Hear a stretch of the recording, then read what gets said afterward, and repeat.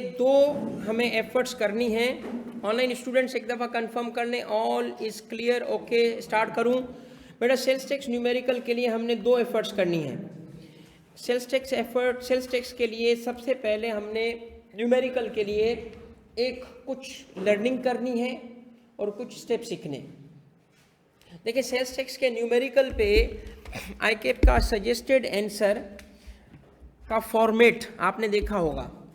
आईकेप का suggested answer का format हर दफ़ा चेंज होता रहता है। हमें ये तक नहीं पता चलता कि कौन सी फिगर कहाँ से लाया, किस तरीके से की, बड़ी मेहनत करनी पड़ती है तब जाके वो हमें पता चलता है। इस वजह से कभी वो main body of the question में सारी कैलकुलेशन कर देता है, तो हमें कौन सी फिगर किधर से आई समझ नहीं आती। इसीलिए सेल्स टैक्स के न्यूमेरिकल के 15 से 19 नंबर जो आते हैं वो सिक्योर करना चाहते हो तो मैं आप सबको, जो ऑनलाइन बैठे हैं सारे बच्चे, यहाँ पे भी जो बैठे हैं, उन सबसे कहूँगा कि अगर आपने किसी और मेथड से सीखा है सेल्स टैक्स न्यूमेरिकल करना, तो आपको सबसे पहले उसको अनलर्न करना पड़ेगा ताकि आप रीलर्न कर सकें। क्योंकि जिस मेथड से आपने अपने टीचर से अगर पढ़ा है तो मेरा मेथड उससे मुख्तलिफ है, और जिस मेथड से मैं न्यूमेरिकल को सॉल्व करवाता हूँ उसका ताल्लुक ना सिर्फ बच्चे के आसानी से है बल्कि रियल लाइफ में टैक्स ऑफिस में काम करने की वजह से ही वो मेथड बनाना मुमकिन हो पाया। और ये वो मेथड है बेटा, आप अगर इस दफ़ा सीख लोगे, अगर इस दफ़ा आप सीख लोगे तो उसके बाद आपको अंदाज़ा हो जाएगा कि न्यूमेरिकल सेल्स टैक्स का आसान तरीन टॉपिक है, क्योंकि उसके स्टेप्स ऐसे डिज़ाइन किए गए हैं कि मैकेनिकल बन जाएगा। 1 2 3 4 5 6 7 सवाल हो जाएगा, चाहे एग्जामिनर कुछ भी कर ले इंशाअल्लाह वो इस फॉर्मेट से नहीं निकल सकेगा। अब ये फॉर्मेट क्या है उसको समझेंगे और थोड़ी सी लर्निंग करेंगे, सेल्स टैक्स न्यूमेरिकल आपसे होना शुरू हो जाएगा। ठीक है, सबसे पहले स्टार्ट करते हैं बेटा, अल्लाह का नाम लेके। इंशाअल्लाह आपका ये जो ऑब्जेक्टिव था ना काफ़ी हद तक अचीव हो चुका है। अब लास्ट टारगेट तक हम आ गए। थियोरेटिकल पोर्शन के हवाले से आपको होप के प्रॉब्लम नहीं आएगी, आप मुझे बताइएगा, मैं आपको एक दिन और दे दूंगा। ठीक है, अगर कोई भी टॉपिक है जिसमें प्रॉब्लम है, मैं ये कोई एंड नहीं कर दूंगा कि चले भी 2 दिन कहा था, 2 दिन के बाद तीसरा दिन नहीं दूंगा क्योंकि घर से इजाज़त नहीं मिली, ऐसा सीन नहीं है। ओके, क्योंकि हम डरते ज़रूर हैं मगर करते अपने मन की हैं, है ना, सही बात है ना। तो इसीलिए आप टेंशन ना लें, आपको और टाइम चाहिए होगा, मैं आपको और टाइम दे दूंगा, टेंशन कोई नहीं है आपके लिए किसी भी टॉपिक में। मैं अभी आपको इंशाअल्लाह एक और चीज़ बताने वाला हूँ कि आपका आज के बाद जो अभी आप लर्निंग करोगे एंड हो जाएगी, उसके बाद जो 5 दिन मिलेंगे आपके ग्रुप पे जो सवालात आएंगे उसको मैं आंसर करूँगा, मगर उस ग्रुप में एक प्रोटोकॉल डिज़ाइन करेंगे ताकि हर किसी को फ़ायदा भी हो सके।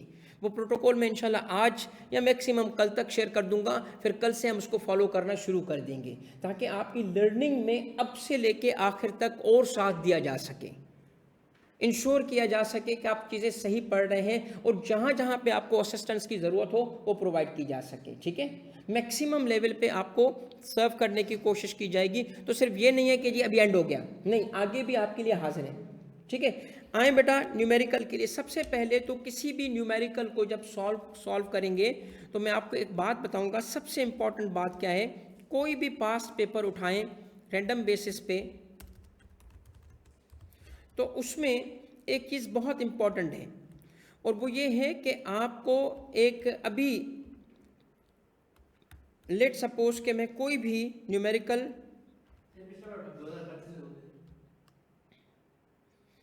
सब पे ये बात अप्लाई करती है, इसीलिए कोई भी सवाल उठा लें, ये ऐसे ही रैंडम पे जो सामने आया, जीनत इंटरप्राइज, कोई भी सवाल है। एक बात सुनिएगा बेटा, आपको सेल्स टैक्स में डेटा गिवन सिर्फ 2 चीज़ों का होगा, सेल और परचेज, दैट्स इट, सेल और परचेज। तो टिपिकली वो क्या करता है, या तो अकाउंटिंग इंफॉर्मेशन देता है या टैक्स कैलकुलेट करके बता देता है। अकाउंटिंग इंफॉर्मेशन देगा ऐसे, परचेजेस ऐसे, सेल्स ऐसे, फिर ज़्यादातर वो क्या करता है, नीचे कोई 8 9 10 नोट्स बना देगा टिपिकल सवाल इसी तरह बनता है। अब पहली गलती बच्चा क्या करता है, पहली गलती यह है कि इसको इतनी दफ़ा रीड करता है कि टाइम ज़ाया हो जाता है। मेरा आपको जो मशवरा है वो ये है कि सबसे पहले जाके सेल्स टैक्स अटैम्प्ट कीजिएगा, और सेल्स टैक्स अटैम्प्ट करते हुए न्यूमेरिकल या उसके जो थ्योरेटिकल पार्ट भी आता है उसको विद इन 45 मिनट्स कीजिएगा। अगर वो बच्चा सेल्स टैक्स को 45 या मैक्सिमम भी 50 मिनट से, सेल्स टैक्स इससे ऊपर जा ही नहीं सकता अगर आपकी तैयारी अच्छी है तो। और सुने, अगर आपने सेल्स टैक्स से, मुझे नहीं पता कौन सा पेपर था मगर आपके सामने मैं खोल रहा हूँ इसको, तो ये न्यूमेरिकल 17 नंबर का है। उसके बाद इसी पे सेल्स टैक्स का कोई सवाल होता है 13, 12, 15 नंबर का, ज़रूर इसमें सेल्स टैक्स का सवाल भी होगा। और ठीक है, इसमें ये देखें सेल्स टैक्स का सवाल है 6 और 11 ये नंबर थे, और 17 ये कितने हो गए, 28 मार्क्स का सेल्स टैक्स है, और टोटल टाइम आपका लेगा ये 40-45 मिनट। 45 मिनट में आपने 28 नंबर सिक्योर कर लिए तो पेपर पास है आपका। मैं आपको जो स्ट्रेटजी बता रहा हूँ वो सेल्स टैक्स बेस्ड स्ट्रेटजी है। पहले सेल्स टैक्स करें 40-45 मिनट्स में, और उसके बाद आप चैप्टर 1, 2, 3 का थ्योरेटिकल सवाल करें सिर्फ 5 से 6 मिनट में, क्योंकि उसके नंबर भी कम होते हैं, उसमें ज़्यादा परेशान होने की ज़रूरत नहीं है। ये देखिए जो थ्योरेटिकल चैप्टर 1, 2, 3 है, डिस्कस द प्रिंसिपल 4 नंबर, सीधा लिखना होता है। आ रहा है लिखो, नहीं आ रहा छोड़ो, फिर आ रहा है ना तो उसको डेफर नहीं करो, फिर टाइम लाइन रख के देखिए, अगर 8 नंबर है तो 8 मिनट दे दो उसको। तो आपने अब तक 28 + 8 कितने हुए, 36 नंबर अटेम्प्ट किए हुए हैं।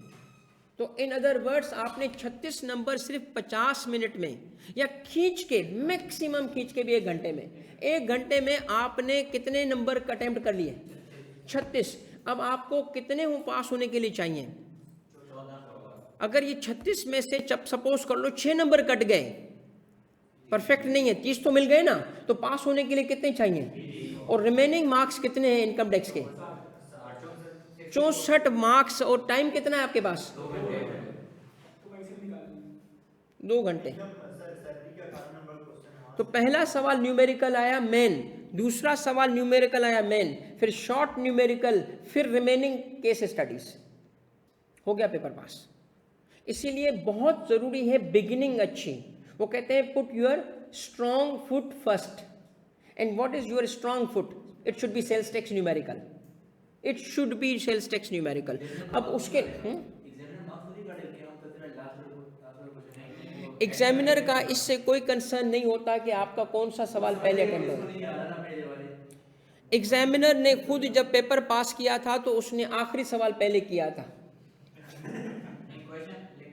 ये बच्चों की सबसे गलत अजम्पशन है, और ख़ास तौर पे जो ए लेवल वाले चीते हैं ना, जो कि ए लेवल वाले चीता होता है, वो कहता है जी हमने तो सर ये करना है। भाई ये आई कैप है, ये देसी है, इस किस्म की कोई भी चीज़ यहाँ नहीं होती कि आपने क्वेश्चन 1, 2, 3 अगर सीरीज़ में नहीं किया तो समझ जाओ बिल्कुल गलत कॉन्सेप्ट्स हैं। अपने मर्जी से करो, एक सवाल सेल्स टैक्स का, दूसरा इनकम टैक्स का, तीसरा नाइजीरिया टैक्स का, आपकी मर्जी है, ऐसे होता है। तो मेरे बच्चों, आपका स्ट्रॉन्गर फुट फर्स्ट आया तो ज़रूरी है आप मेरी अगली गुजारिशात, इसका मतलब है इन अदर वर्ड्स, ये मैंने इतनी जो आपको इम्पोर्टेंस दिलाई पेपर पास होने की, इसलिए दिलाई कि जो अभी स्टेप बताऊंगा उसको तवज्जो से सीखना। मेरा बेटा ये है 7 स्टेप फार्मूला सेल्स टैक्स का। 7 स्टेप फार्मूला ये है कि सबसे पहले आपने जो सवाल होता है उसकी 3 चीज़ों को इस हेड नोट्स, और कोशिश कीजिएगा बेटा, देखिए इससे फ़र्क नहीं पड़ता कि आपकी राइटिंग कितनी खूबसूरत है, गंदी है, बट थोड़ी प्रेजेंटेबल बनाने के लिए ये चीज़ें जो है ना, क्योंकि आपके लिए वो मार्क्स तो नहीं उसमें देता, एक्स्ट्रा मार्क्स काटता है, मगर यार जो हेड नोट्स होते हैं ना, वो बच्चा पता नहीं कैसे लिख रहा होता है। प्लीज़ सेंट्रल, मैं ज़ाती तौर पे इसको बिल्कुल भी वैल्यू नहीं देता, मगर मेरे बच्चों इसको बूढ़ा एग्जामिनर वैल्यू देता है। बूढ़ा इसलिए कि ज़िंदगी से वो सताया हुआ होता है, वो कहता है इसको यह भी नहीं पता, इसको यह भी नहीं पता, तो नेगेटिव हो जाता है आपके लिए। इसलिए ज़रूरी है कि प्लीज़ हेड नोट्स को थोड़ा प्रॉपर तरीके से सेंट्रल अलाइन कर लो, ठीक है। अब क्या होता है, नाम लिखना होता है और computation of sales tax liability या रिफंड एंड कैरी फॉरवर्ड, ये लिख दें ताकि रिक्वायरमेंट उसको पता चल जाए जिसकी वर्किंग आप कर रहे हो। और उसके बाद आप लिखते हो फॉर, एक सपोज कर लें तो जो भी उसका, अभी तो चूंकि सितंबर होगा तो फॉर सितंबर 2025। ये हेड नोट्स हो गए, स्टेप 1 कंप्लीट। स्टेप 1 कुछ है ही नहीं। Now let's start step 2। Step 2 मेरा बच्चा ये होता है कि आपको सबसे पहले इनपुट टैक्स कैलकुलेट करना होता है। प्लीज फॉलो माय फॉर्मेट, लिखें इनपुट टैक्स और उसकी हेडिंग को अंडरलाइन कर दें ताकि उसको पता चल जाए कि आप क्या काम कर रहे हो। और यहाँ फिर आप जो भी ट्रांजेक्शन्स हों 1 बाय 1 उन ट्रांजेक्शन्स को लिखना शुरू कर दो, ठीक है। आपके एक वो मैं पढ़ा रहा हूँ क्या है, पहले फॉर्मेट सीखें। उसके बाद आपने जब टोटल इनपुट्स ले लिए तो आप इसको लिखेंगे input tax for the month, input tax for the month. ये आपके पास input tax for the month आ चुका होता है। फिर प्लीज गैप नहीं छोड़ा करो यार, पता लग रहा है कि एक सवाल के टुकड़े हुए, टांग टूटी हुई है। आप कंटिन्यूअस सवाल करेंगे। क्या लिखेंगे अब इसके बाद, अब आएगा आउटपुट टैक्स। नहीं छोड़ने, कोई ज़रूरत नहीं होती लाइन छोड़ने की, उसको पता है कि आप एक कंटिन्यूअस सवाल कर रहे हैं। इसके बाद आप आएंगे और आउटपुट टैक्स की एंट्रीज करेंगे। जब आउटपुट टैक्स की एंट्री आ गई तो आप समझ गए क्या लिखेंगे, output tax, output tax for the month. आपका यहाँ पे 2 स्टेप हो चुके हैं। प्लीज लिसन, ये सवाल करते हुए आपका step 1 input tax for the month था, अपना हेड नोट्स था। आपका स्टेप 2 आपके ये था और स्टेप 3 आपका ये हो चुका है। बेटा एक बात सुने, जब आप ये कर चुके होंगे ना तो सवाल के अंदर मौजूद 99% एंट्रीज इसमें कवर हो चुकी होती है। इनपुट वाली इनपुट में आ चुकी होती है, आउटपुट वाले आउटपुट में आ चुकी हैं। एक आध जैसे कैरी फॉरवर्ड है वो अलग होता है। तो यहां से सवाल खत्म नहीं, यहां से शुरू होता है। असल सवाल इसके बाद है, असल कहानी इसके बाद है। अब हमें इधर से लेस करना होता है बेटा, क्या यहां से लेस करना होता है एडमिसिबल इनपुट टैक्स। और ये एडमिसिबिलिटी एग्जामिनर क्या करता है कि main body of the question में करता है, इस वजह से सवाल कॉम्प्लेक्स कर देता है। यहाँ आके मैं आपको मशवरा दे रहा हूँ, मेरे मेथड से जाएं। आपको 2 वर्किंग करनी चाहिए, तो आप इधर लिखेंगे एडमिसिबल इनपुट टैक्स कहाँ से ला रहे हो, वर्किंग 1 और वर्किंग 2 से ला रहे हो। और ये वर्किंग्स कैसे होंगी, ये वर्किंग कैसे होंगी सुन लो। मैं आपको चूंकि इस फॉर्मेट समझा रहा हूं तो आपका ये स्टेप क्या हो चुका है, एडमिसिबल इनपुट टैक्स आप लाने के लिए 2 वर्किंग्स करोगे। तो 2 वर्किंग्स में पहली वर्किंग जो है उसका ताल्लुक है किस चीज से, वर्किंग 1। और जिसने सेल्स टैक्स नहीं पढ़ा वो इस रिकॉर्डिंग को दोबारा देखेगा पढ़ने के बाद। जिसने कुछ पढ़ा है उसको अभी फायदा होगा, वरना मैं अभी पढ़ाऊंगा उसके बाद आके जब तुम देखोगे इस फॉर्मेट को तो तुम्हें इसकी इंपॉर्टेंस समझ आएगी। अब वर्किंग 1 होती है बेटा क्या, एलोकेशन, एलोकेशन एंड, हाँ जरूरी है, apportionment of input tax in input tax. बेटा ये वो वर्किंग है जिसमें आपको बताया जाता है कि जी आप क्या करोगे, आप उठाओगे सबसे पहले input tax for the month, पूरा input tax for the month यहां ले आओगे। ये वाला input tax for the month जो था ना, टोटल फिगर यहां लाओगे। जो भी input tax for the month था बेटा ये यहां लाओगे। आया इनपुट टैक्स, अब यहां से आपकी एडमिसिबिलिटी दे होगी। प्लीज लिसन, सबसे पहले फिक्स एसेट माइनस कर लो। इनपुट टैक्स कौन सा, जो कि फिक्स्ड एसेट पे था, मशीन वगैरह का जो इनपुट टैक्स था वो यहां से माइनस कर लो। क्यों माइनस कर रहे हैं, इसलिए कि उस पे 90% की लिमिट अप्लाई नहीं होती, तो उसको अलग ट्रैक करने के लिए हमने माइनस कर लिया फिक्स एसेट। तो हमारे पास आ गया कौन सा इनपुट टैक्स, हमारे पास आ गया टोटल इनपुट टैक्स कौन सा, अदर देन फिक्स एसेट वाला। तो input tax other than fixed asset आ चुका है। अब गौर से सुनना बेटा, अब सवाल में नोट करो कि क्या कोई ऐसा इनपुट था जिसको स्पेसिफिकली किसी सप्लाई के साथ लिंक किया गया है, यानी जिसको एलोकेट किया गया है। अगर लिखा था कि इतना इनपुट टैक्सेबल सप्लाई में लगा, इतना इनपुट एग्जेम्प्ट सप्लाई में लगा, इतना इनपुट जीरो रेटेड सप्लाई में लगा, इसका मतलब है कि उसने एलोकेट कर दिया है इनपुट टैक्स को। तो फिक्स एसेट के बाद जो बैलेंस इनपुट टैक्स है उसमें से माइनस करेंगे हम। क्या माइनस करेंगे? वो इनपुट टैक्स जिसको सवाल ने एलोकेट किया है, किसके साथ? टैक्सेबल सप्लाई के साथ। अगर ऐसा होगा तो वो टैक्सेबल सप्लाई वाले को स्पेसिफिकली यहां से लेस करोगे। और चूंकि जरूरी नहीं है टैक्सेबल से लिंक करे, किसी और से भी लिंक कर सकता है, तो आप क्या करेंगे? इनपुट टैक्स जो भी एलोकेटेड होगा, किसके साथ? अगर वो जीरो रेटेड के सप्लाई के साथ है वो भी लेस होगा। और अगर जरूरी थोड़ी है कि ये दो हों, वो हो सकता है कि एलोकेट किसके साथ करे? वो एलोकेटेड टू एग्जेम्प्ट सप्लाई भी तो कर सकता है। इसका मतलब ये है कि वो इनपुट टैक्स यहां से माइनस कर लो जो स्पेसिफिकली लिंक हुआ किसके साथ। ये तीन चीजें वो हैं जिसको हमने कहा एलोकेशन। तभी हमने टाइटल में क्या लिखा है? Allocation and apportionment.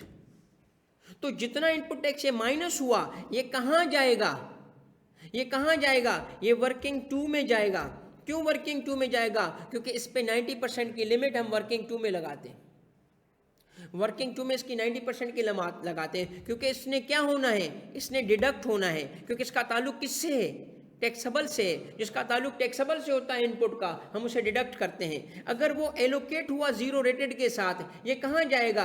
ये कहीं नहीं जाएगा, ये स्ट्रेट रिफंड में आएगा, रिफंड के साथ ऐड होगा। और अगर वो जीरो रेटेड के अलावा अगर वो कहता है कि एग्जेम्प्ट सप्लाई के साथ लिंक था, तो फिर उस सूरत में हम क्या करेंगे? कुछ भी नहीं करेंगे। ऐसा इनपुट टैक्स जिसका ताल्लुक एग्जेम्प्ट से बताया जाएगा, वो माइनस होके डिसअलाउ हो जाएगा। डिसअलाउ का मतलब है ना रिफंड होगा ना डिडक्ट होगा। अब जब हमने एलोकेटेड को माइनस कर लिया, जब हमने किसे माइनस कर लिया? एलोकेटेड को माइनस कर लिया, तो जो बच गया इनपुट टैक्स उसको कहते हैं रेजिड्यूरी इनपुट टैक्स। आपने ये लफ्ज जरूर सुना होगा। रेजिड्यूरी इनपुट टैक्स को ही अपोर्शन किया जाता है। रेजिड्यूरी इनपुट टैक्स का मतलब है ये वो इनपुट टैक्स है जिसका स्पेसिफिकली टैक्सेबल, एग्जेम्प्ट या जीरो रेटेड से ताल्लुक नहीं है। अब क्या करेंगे? अब स्टेज 2 शुरू हो जाएगी। और वो स्टेज 2 क्या है कि हम अब लाएंगे इस रेजिड्यूरी। गौर से सुनना मेरी बात, यहां से कंटिन्यूअस चल रहे हैं। अब हम क्या करेंगे? अब हमारे पास दो इनपुट टैक्सेस हैं। हमारे पास एक इनपुट टैक्स है जो कि फिक्स एसेट का यहां मौजूद है। हमारे पास दूसरा इनपुट टैक्स है जो कि यहां रेजिड्यूरी है, जो रह गया, बच गया। इनके साथ तो कुछ भी नहीं है। जो माइनस हो गए इसकी वर्किंग, ये वर्किंग 2 में जाएगा, ये यहीं रहेंगे। ये वर्किंग 2 में जाएगा, ये यहीं रहेंगे। मगर जो ये इनपुट टैक्स था फिक्स एसेट वाला, हम देखेंगे कि मशीन परचेज की गई है। अगर वो बता रहा है कि मशीन परचेज की गई है किसी मखसूस मकसद के लिए, तो हम उसको सेम ट्रीटमेंट देंगे। मसलन अगर मशीन एक्सक्लूसिवली यूज हुई है कहाँ? टैक्सेबल सप्लाई में, तो अपोर्शन नहीं करेंगे। अगर मशीन यूज हुई है एग्जेम्प्ट में, तो अपोर्शन नहीं करेंगे। मगर अगर मशीन यूज हुई है एक से ज्यादा में, तो अपोर्शन करेंगे। अब अपोर्शनमेंट करने का तरीका क्या है? मेरी बात गौर से सुनना। ऐसा मेथड है मेरा बेटा, अल्लाह की मेहरबानी है, मैं अल्लाह का करम समझता हूं कि बच्चों के लिए मैं कर पाया हूं कि उनके लिए लाइफ आसान बन चुकी है अगर इस मेथड से सवाल सॉल्व करते हैं। वरना ये पेन इन द साइड है सेल्स टैक्स। नहीं समझ आता कि एग्जामिनर कर कैसे रहा है। इस मेथड से हर चीज खुद होती जाएगी। अब आप क्या करोगे? आप करोगे अपोर्शनमेंट। अपोर्शनमेंट के लिए आपको चाहिए इनपुट टैक्स। आपको इनपुट टैक्स कौन सा चाहिए? आपको सबसे पहले अपोर्शनमेंट में चाहिए input tax residuary input tax चाहिए। आपको फिक्स्ड एसेट का इनपुट टैक्स चाहिए। ये है रेजिड्यूरी का, इधर से इनपुट टैक्स आप लाए हो। ये है आपका फिक्स एसेट का, इधर से इनपुट टैक्स लाए हो। ठीक है, ये मैं आपकी आसानी के लिए एक्सिस को चेंज करके लेट सपोज इसको कर देता हूँ 40 और इसको कर देता हूँ सपोज करें कि 200, ताकि आपके सामने फिगर बाद में भी ट्रेस कर सको कौन सी आई। ये जो फिगर्स हैं रेजिड्यूरी इनपुट टैक्स ये और उसके अलावा ये। अब इसको अपोर्शन करेंगे हम। अपोर्शनमेंट कैसे करेंगे प्लीज़, इजी है, कोई मसला नहीं है। थोड़ी सी जगह छोड़ी इसलिए क्योंकि हमारे पास सेल्स की फिगर्स चाहिए। सेल्स हम क्या करेंगे, हम लाएंगे सेल्स। अब आपके आउटपुट टैक्स में जो सेल आ रही होगी ना, जो टैक्सेबल सप्लाईज हैं उसकी फिगर यहाँ रखी आपने।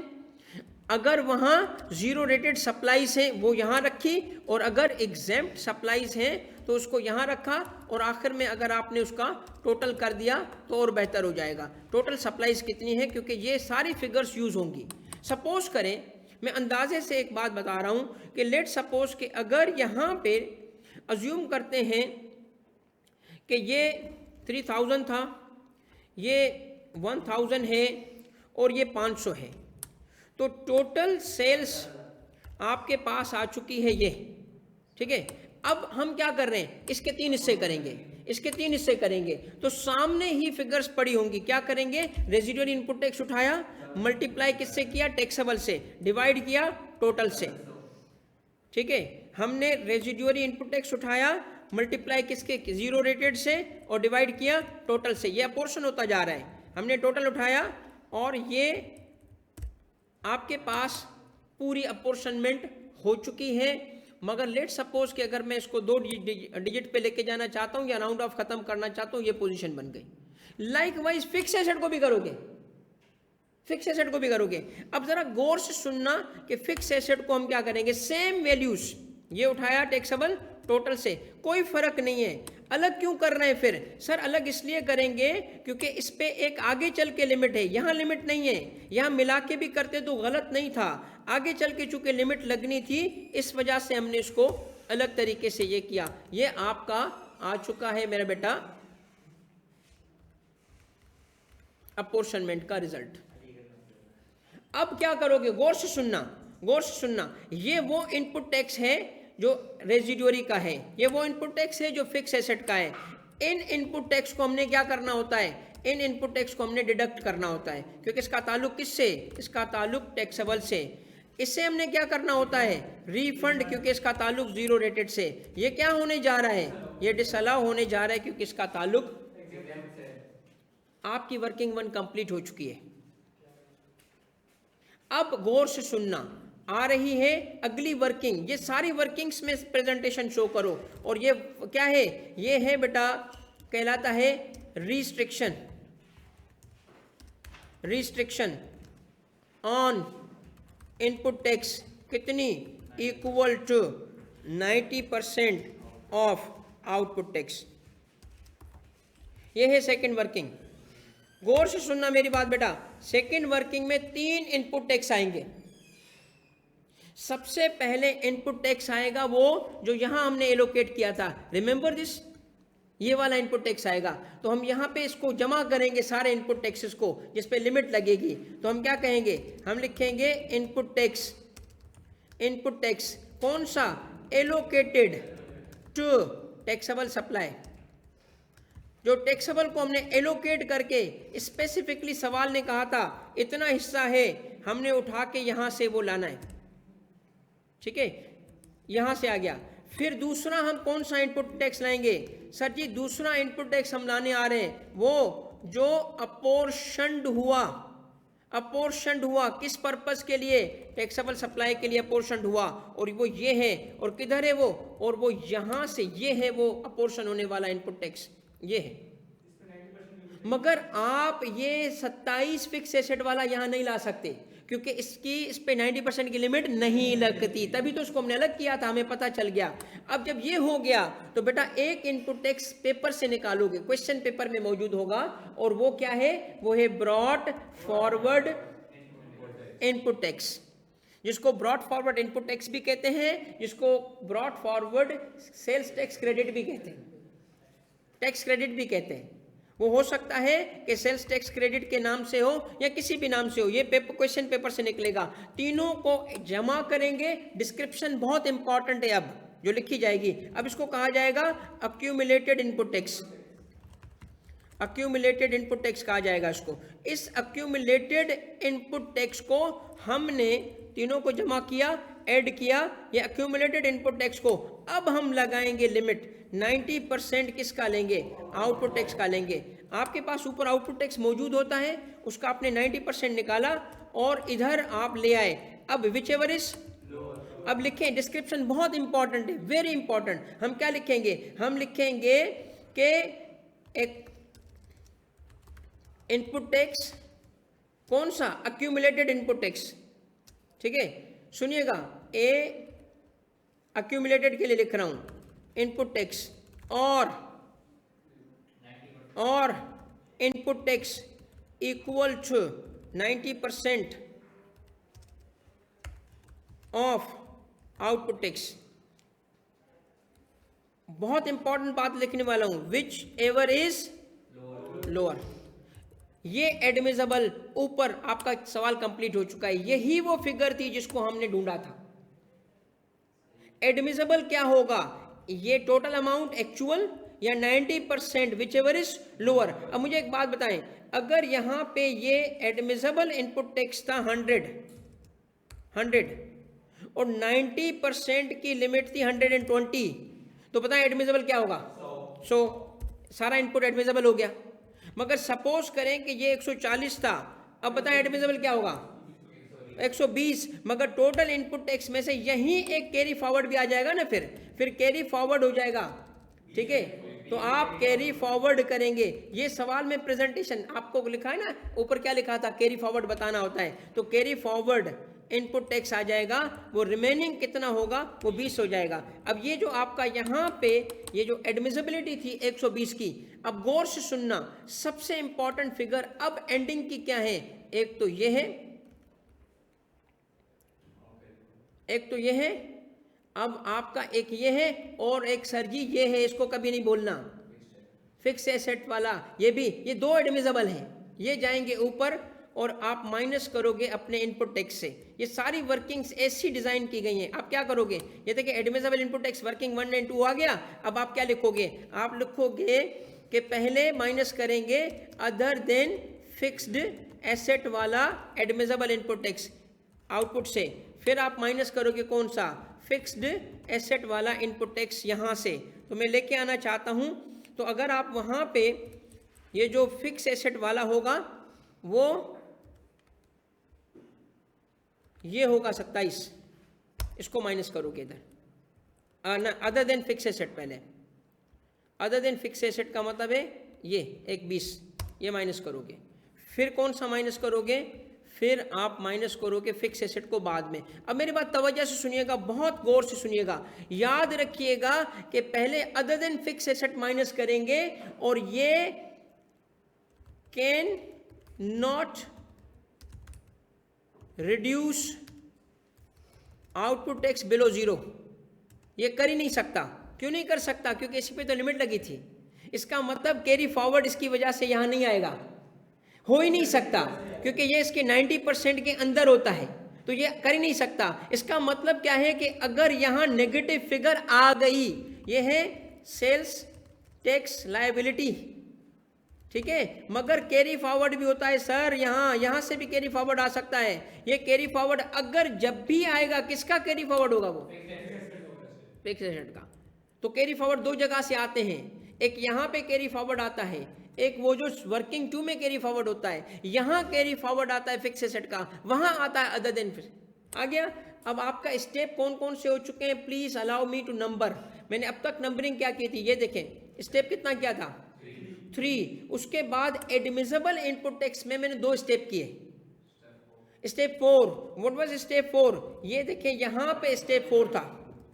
वर्किंग कौन सी करना, वर्किंग 1 करना स्टेप 4 था, और वर्किंग 2 करना स्टेप 5 था। इसका मतलब है एडमिसिबिलिटी डिटरमिन करने के लिए, एडमिसिबल डिटरमिन करने के लिए हम कौन से स्टेप ले चुके हैं, 4 और 5 हो चुके हैं। अब जब आपकी लायबिलिटी आ चुकी है, सेल्स टैक्स लायबिलिटी आ चुकी है, आ गई ना सेल्स टैक्स लायबिलिटी, तो आप इसमें ऐड करोगे क्या, यहां आके स्टेप नंबर 6 है कि आप ऐड करोगे फर्दर टैक्स। फर्दर टैक्स कब ऐड करते हैं, जब सेल की गई है तो अनरजिस्टर्ड पर्सन या पर्सन जो कि एटीएल पे ना हो, कितने परसेंट है, सेल का 4% है। तो जब आपने इसको ऐड कर दिया तो अब आपकी लायबिलिटी क्या कहलाएगी, अब आपकी लायबिलिटी कहलाएगी total sales tax liability, total sales tax liability कहलाएगी, ठीक है। और इसके बाद आप सिर्फ एक डिस्क्लोजर दोगे, किसका, रिफंड का, और कैरी फॉरवर्ड सेल्स टैक्स का, ठीक है। ये दो फिगर्स आप कहां से लाओगे, रिफंड की फिगर आपकी मौजूद होगी, ये जीरो रेटेड वाली, इन दोनों को ऐड करो, ये रिफंड हो जाएगा आपका। और ऊपर भी है यहाँ पे, शाबाश, यहाँ पे भी होता है फिगर जो कि रिफंड होने आई, इनको ऐड करेंगे तो आपकी सेल्स टैक्स की रिफंड की अमाउंट मिल जाएगी और उसको यहाँ करेंगे। कैरी फॉरवर्ड कहाँ से आएगा, कैरी फॉरवर्ड आएगा सिर्फ एक जगह से, और वो है आपकी ये वर्किंग टू, ये है आपका कैरी फॉरवर्ड जो वहां अपीयर होगा। ये था सारा फॉर्मेट।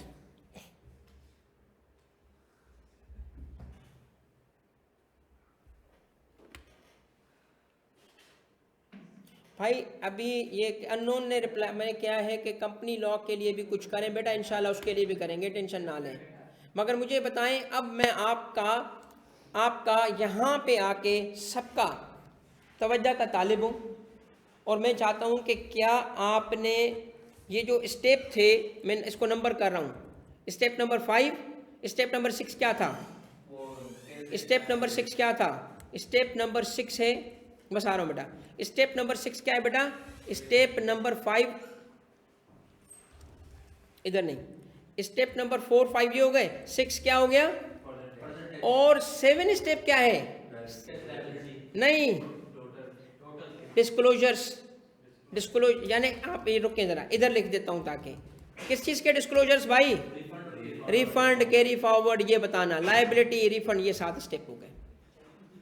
अब अगर मैं आपसे कहूं कि मुझे सबर से मुझे बताइएगा, मुझे बताएं, अगर मैं आपसे कहूं एक दफा दोबारा, मैं आपको दोबारा इसका रिव्यू देता हूं, और जिसने इसका 50% भी समझा, यकीन कर लो सेल्स टैक्स तुम्हारा बहुत कमाल का होने जा रहा है, क्योंकि मैंने बगैर फिगर के, बगैर कॉन्सेप्ट पढ़ाए हुए आपको स्टेप सिखाए हैं। और अगर तुम्हें 50% समझ आ गया है ना बेटा, प्लीज बेयर विथ मी, इसको एक दफा पढ़ के दोबारा आओगे ना, मैं बताऊं, मैं आपके साथ ग्रुप में हो, व्हाट्सएप ग्रुप में हो, मैं आपके साथ इसका एक्चुअल न्यूमेरिकल जो करवाया हुआ है वो शेयर करूंगा वीडियो। जब तुम देखोगे ना कि एक्चुअल न्यूमेरिकल पे कैसे ये सेम स्टेप अप्लाई हो रहे हैं, इसको सेम न्यूमेरिकल को करने के बाद तुम भी उसको खुद करना, सेम न्यूमेरिकल को दोबारा करना। एक दफा कर गए ना, उसके बाद मैं तुम्हें गारंटी देता हूं, सिवाय एक चीज के मेरी गारंटी नहीं है, कोई ट्रांजैक्शन ना समझ पाना। अगर नहीं समझ पाए तो मुमकिन है कि ट्रांजैक्शन तुम्हें तंग करे, मगर टॉपिक तुम्हें नहीं है, लॉ तुम्हें तंग नहीं करेगा। रुको रुको रुको, स्टेप नंबर 1 क्या है, हेड नोट्स।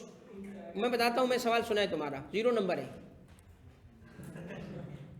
फॉर्मेटिंग के रिफंड भाई 17 के 17 इस फॉर्मेट के जरिए हल होंगे, 17-19 नंबर इस फॉर्मेट के थ्रू तुम्हें मिलेंगे मेरे बेटा, इसके जरिए सवाल सॉल्व करोगे, ये फॉर्मेट ही सब कुछ है। कोई लाइन नहीं छोड़नी बेटा, कंटिन्यूअस, कोई लाइन नहीं छोड़नी। ये लाइन छोड़ने के चक्कर में ही बच्चा एक सवाल का बेड़ा गर्क कर देता है। ओ भाई एक सवाल है तो कंटिन्यूअस करते जाओ ना, पेज खत्म हो जाए तो नेक्स्ट पेज पे कंटिन्यूअस करो। कोई लाइन नहीं छोड़नी होती। सुने मेरी बात बेटा, step number 1 input tax calculate करेंगे। अब मुझे पढ़ाना क्या है, यही ना कि इनपुट किस में मिलेगा, किस में नहीं मिलेगा, आउटपुट क्या है, यही तो पढ़ाना है मुझे अभी। हाँ, अभी 1 घंटा हो, 1.5 घंटा है भाई। आउटपुट टैक्स क्या है, आउटपुट टैक्स आपने कैलकुलेट किया, जब आउटपुट टैक्स कैलकुलेट कर लिया तो उसके बाद आपको एडमिसिबल इनपुट टैक्स के लिए वर्किंग करनी पड़ी थी।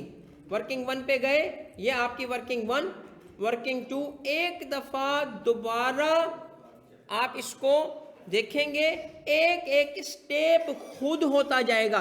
प्लीज इस मेथड को, इसी मेथड को समझना।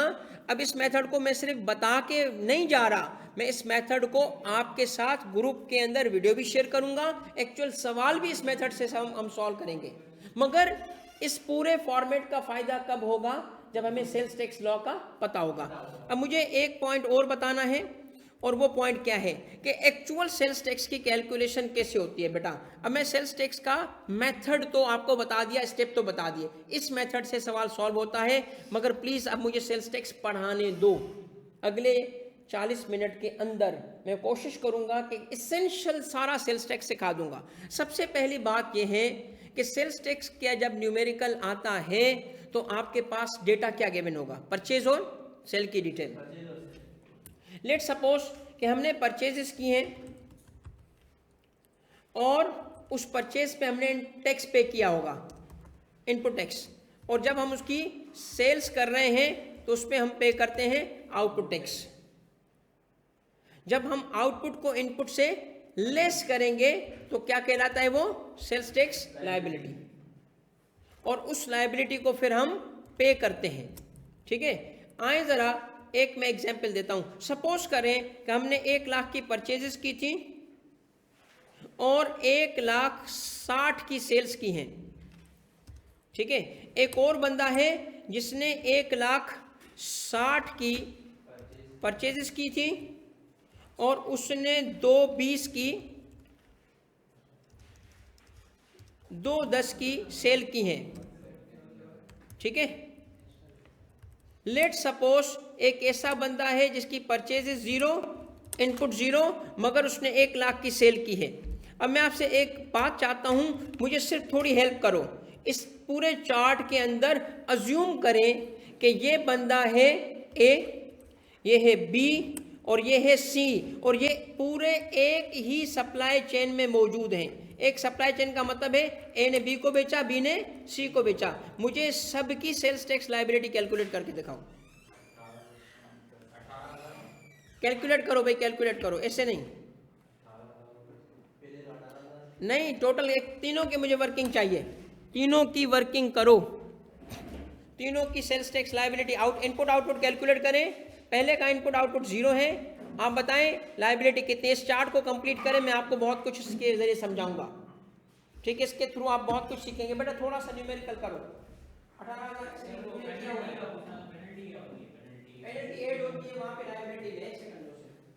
सबसे इंपॉर्टेंट चीज मेरे बच्चों, तवज्जो से सुनिएगा, तवज्जो से सुनिएगा, बहुत इंपॉर्टेंट चीज है। ये 3 डिफरेंट रजिस्टर्ड पर्सन्स हैं, एक नहीं है। ये 3 कैलकुलेशंस हुई हैं, एक नहीं हुई। पूरे सप्लाई चेन को एक दफ़ा सवाल ऐसे भी आया था कि उसने 3 लोगों की 2 लोगों की कैलकुलेशन पूछ ली, फ़र्क नहीं पड़ता। एक्चुअली मेरी बात गौर से सुनना, इस मेथड को, इस तरीके से टैक्स कैलकुलेट करने वाले मेथड को सेल्स टैक्स में कहते हैं वैल्यू। ये है सेल्स टैक्स का कौन सा मेथड, वैल्यू एडेड टैक्स, इसको कहते हैं वीएटी। मैं बताता हूँ, और बिल्ली से ज़रूर याद कराना, मैं पहले इसको कंप्लीट कर लूँ, ये बात सबको बतानी है। वैल्यू एडेड टैक्स वीएटी, मेरे बेटा तवज्जो से सुनिएगा, जिस मेथड से हम न्यूमेरिकल सॉल्व करते हैं वो मेथड है वैल्यू एडेड टैक्स। अब मैं आपसे सवाल पूछता हूं कि यहां बी ने परचेज कितने की थी, 1 लाख की परचेज की थी। सेल कितने की कितने की 1,60,000 की सेल की और 1 लाख की परचेज की, वैल्यू एड की उसने 60,000। अगर मैं 60,000 रुपए का 18% निकालूंगा वो बनेगा, इसका मतलब है कि इसने कितना टैक्स पे किया, जितना उसने वैल्यू ऐड किया था। 3rd पर्सन पे आते हैं, उसने बेचा कितने का, 1,210 का, खरीदा कितने का, 1,60 का, उसके पास 50। अगर मैं 50 का 18% लूँ तो उसने कितनी वैल्यू ऐड की। इसका मतलब है कि एक पहला केस रह गया, अगर उसके लिए भी हम आए तो जिसने बेचा 1 लाख का, खरीदा 0 का, अजम्पशन थी 0, तो 1 लाख का वैल्यू एडिशन, उसका 18% कितना है, 1,18,000। अब जरा गौर करें, इन 3 फिगर्स को इससे कंपेयर करें। अब आप जरा एक जुमला सुनिएगा। इस मेथड को वैल्यू एडेड टैक्स इसलिए कहते हैं कि हर बंदा डायरेक्टली जब पेमेंट करता है वो उतनी ही करता है जितना वो वैल्यू एड करता है। Therefore we call it value added tax. दूसरी बात सुनिएगा, इनपुट क्यों माइनस होता है? इनपुट इसलिए माइनस होता है, गौर से सुने, जब हमने इस 1 लाख को टैक्स कर दिया, ये 1 लाख टैक्स हो चुका है, ये 1 लाख टैक्स हो चुका है, उस पर टैक्स गवर्नमेंट को पेड हो चुका है, ये देखिए पेड हो चुका है, सप्लायर ने पेमेंट कर दी है। और जब बायर ने ये 18,000 पे किए तो हकीकत में ये वही 18,000 हैं जो पे हो चुके हैं एफबीआर को। इसका मतलब ये 1 लाख टैक्स हो चुका है, ये 1 लाख टैक्स हो चुका है, इसकी परचेजेस 1 लाख की टैक्स हो चुकी हैं, क्योंकि जितना टैक्स उस पर बनता था वो पेमेंट हो चुकी है एफबीआर को। ये देखें, जो कि सेल की गई थी तो सेल करने वाले बंदे ने वो आगे से रिकवर करके पे कर दिया। तो हकीकत में पेमेंट ए ने की है मगर बी से पैसे लिए और उसने डिपॉजिट कर दिए, तो यही वो 18,000 रुपए हैं जो एफबीआर को जा चुके हैं। इसका मतलब बी का 1 लाख पहले से ही टैक्स हो चुका है। जब उसने 1,60,000 की कोई चीज बेची तो मैं आपसे सवाल करता हूं कि बताएं कि क्या 1,60,000 पे अगर टैक्स लगा के कलेक्ट किया जाता तो 1,60,000 में 1 लाख शामिल नहीं है? शामिल है। कॉस्ट ऑफ सेल शामिल होती है ना। जब आप सेल करते हो तो प्राइस कैसे रखते हो? कॉस्ट ऑफ सेल भी तो रिकवर करते हो। तो 1,60,000 में 1 लाख शामिल है कि नहीं है? अगर 1 लाख पे 1,60,000 पे 28,800 रिकवर किया जाता तो डबल टैक्स हो जाता। कौन सा अमाउंट डबल टैक्स हो जाता? 1 लाख डबल टैक्स हो जाता। तो उसको डबल टैक्स क्यों होता? क्योंकि 1 लाख पहले ही टैक्स हो चुका था, वो पहले ही पेमेंट हो चुकी थी। 1 लाख पे 18,000 हमने दिए थे जो सप्लायर ने गवर्नमेंट को दे दिए। अब 1,60,000 में वो शामिल है 1 लाख। जब परचेज करते हैं तो मैंने रिकवर करना है ना आगे बाहर से। जब ये 1,60,000 पे मैंने टैक्स कैलकुलेट किया 28,800, तो 28,800 पे नहीं हो सकते क्योंकि इसमें से 1 लाख पहले ही टैक्स हो चुका है। तो उस डबल टैक्सेशन को खत्म करने के लिए क्या किया गया? 28,800 से वो 18,000 माइनस किए गए जो ऑलरेडी पे हो चुके हैं। In other words, input tax क्यों दिया जाता है? ताकि डबल टैक्सेशन ना हो। इनपुट टैक्स इस वजह से लफ्ज इस्तेमाल हुआ है, इंटाइटलमेंट है, entitled, registered person is entitled, उसका हक है, उसका हक है। अब आखिरी बात कि इस मेथड में अगर आपने बेसिक चीज की बेसिक फाउंडेशन देखनी है तो सेल्स टैक्स के न्यूमेरिकल में सवाल आएगा ही कैसे? सेल्स और परचेज की डिटेल्स, दैट्स इट, और कुछ नहीं होगा। सेल्स पे आउटपुट टैक्स कैलकुलेट करोगे और परचेजेस पे इनपुट टैक्स कैलकुलेट करोगे, इनपुट को आउटपुट से लेस करोगे, आपके पास आ जाएगा सेल्स टैक्स लायबिलिटी। क्विकली जो बात पूछनी है जल्दी से पूछे ताकि मैं आगे बढ़ूं। जी बेटा। प्रीवियस फॉर्मेट में पूछना था, वैल्यू एडिशन का जो कमर्शियल इंपोर्टर वाला होता है वो कहाँ पे क्लोज होता है, कहाँ पे माइनस? मैं बताता हूँ, वो थोड़ा देखा। ठीक है बताता हूँ। अच्छा बेटा, एक चीज़ अब मेरी तवज्जो से सुनिएगा क्योंकि अब आपका सेकंड फेज, फर्स्ट फेज मैंने अचीव कर लिया है, सेकंड फेज पे जा रहा हूँ जो बहुत ही इम्पॉर्टेंट है और वो ये है, थोड़ी तवज्जो कीजिएगा बेटा। सेम चीज़, एवरी चीज़ जो मैंने आज एक्सप्लेन की है मास्टर शीट में, सेल्स टैक्स की मास्टर शीट है हमारी नंबर 17, इसमें सेम एवरीथिंग सेम जो मैंने आज एक्सप्लेन की, ये देखें एक्सप्लेन्ड है, ये मैं आपको कवर करा दूंगा। यानी आपका ना सिर्फ फॉर्मेट बल्कि पूरा सेल्स टैक्स इसके अंदर मौजूद है। एवरी वो आ जाएगा, इसमें आएगा, पेनल्टी इसमें आएगा। बेटा आप में से जिस बच्चे ने मेरे इस चीज़ को सीख लिया, मुझे उम्मीद है इंशाल्लाह कि वो इसके सेल्स टैक्स न्यूमेरिकल में नहीं फंसेगा। इसके बाद सिर्फ एक चीज़ रह जाएगी जो आपने करनी है, वो है मेरा इस मेथड पे एक्चुअल पास्ट पेपर के सवालात को सॉल्व करने वाली वीडियो, एक जो सवाल है वो वीडियो आपसे शेयर कर देंगे, उसको देख लीजिएगा। बड़ी तफसील से मैंने उन सवालों को सॉल्व किया है, समझाया है। तो पहले मैंने आपको फॉर्मेट दिया, फिर मैंने आपको वीएटी मेथड पे थोड़ा सा बता दिया, इनपुट आउटपुट क्या है। अब मैं आ रहा हूँ आखिरी स्टेज पे, और वो है भी उसी मेथड के जरिए, यानी पढ़ा भी उस मेथड के जरिए रहा हूँ जिसके जरिए एक्चुअल सवाल सॉल्व करेंगे। मेरे पास ये मेथड नहीं है कि पढ़ाया एक्स मेथड से, सवाल बी मेथड से आया, समझ ही कुछ नहीं आया बच्चे को। तवज्जो करें, सबसे पहले मैंने क्या कहा था, क्या आप करते हो, हेड नोट्स मौजूद है, हेड नोट्स स्टेप 1। स्टेप 2 क्या है बेटा, इनपुट टेक्स्ट। अब तवज्जो कीजिएगा क्योंकि मैं आपको फॉर्मेट के अलावा टेक्स्ट पढ़ा रहा हूं बेटा, सेल्स टेक्स्ट पढ़ा रहा हूं। पहली ट्रांजैक्शन, अगर किसी बंदे ने लोकल परचेजेस की होंगी, अगर किसी ने लोकल परचेजेस की होंगी तो उसे उन लोकल परचेजेस पे इनपुट टैक्स उसी वक्त मिलेगा जब वो खुद रजिस्टर्ड होगा।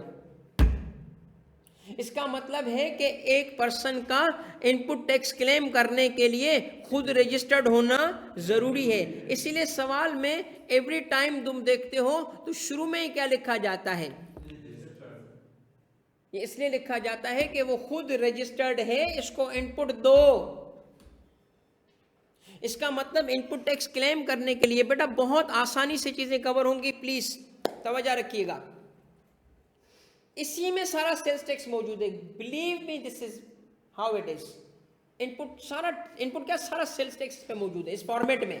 मास्टर शीट नंबर 17 का राइट साइड पे जो ये गिवन है, पहला पॉइंट क्या बताया मैंने, इनपुट कब मिलेगा, जब आप खुद मिस्टर टैक्स पेयर आप खुद क्या होंगे, रजिस्टर्ड है।